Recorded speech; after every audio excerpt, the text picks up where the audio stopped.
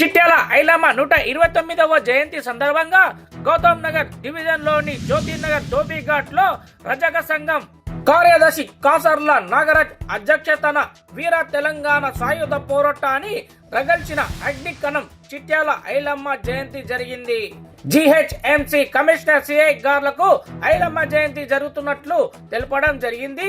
మీ రజక సంఘం ఆధ్వర్యంలో జయంతి జరుపుకోవడానికి మాకు ఎలాంటి అబ్జెక్షన్ లేదని తెలిపారు. ఎవరో దుండగులు 100కు డయల్ చేయడంతో పోలీసులు వారు ఈ కార్యక్రమాన్ని అడ్డుకోవడానికి ప్రయత్నించారు. తర్వాత సిఐ గారు జిహెచ్ఎంసి అధికారులు వచ్చి జయంతిని నిర్వహించుకోవడానికి పర్మిషన్ ఇచ్చారు. ఈ కార్యక్రమంలో బీసీ కులాల ఐక్యవేదిక రాష్ట్ర అధ్యక్షుడు కమల్ల ఐలన్న పాల్గొని మాట్లాడుతూ వీరనారి ఐలమ్మ భూమి కోసం భుక్తి కోసం వెట్టి చాకిరి విముక్తి కోసం దున్నేవాడి భూమి కోసం చేసిన పోరాటం చరిత్రలో నిలిచిందన్నారు.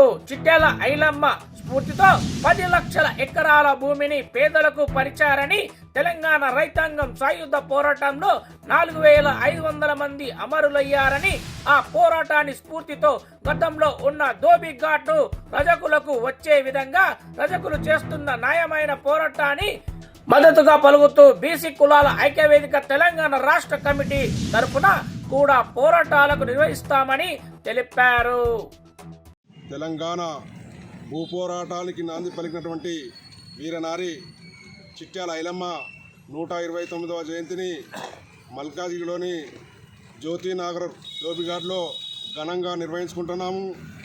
ఈ ధోబీఘాట్లో మనము ఐలమ్మ చిత్రపటానికి ఇప్పుడే పెద్దలు పూలమాలలు వేసి నివాళులర్పించారు.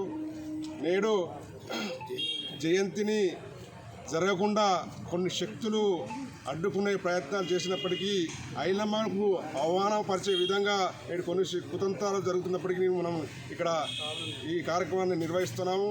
కాబట్టి ఈ ధోబీఘాట్ రజక సంఘాన్ని అని చెప్పి మనం రజక సంఘం తరఫున పోరాటం ఉందని చెప్పి మీ అందరికీ విజ్ఞప్తి చేస్తూ ధోబీఘాట్ మన రజక సంఘానికి దక్కే వరకు పోరాటాలు ఉధృతం చేస్తామని చెప్పి మన పోరాటం చేయాలని చెప్పి మీ అందరికీ పిలుపునిస్తూ ముగిస్తాను.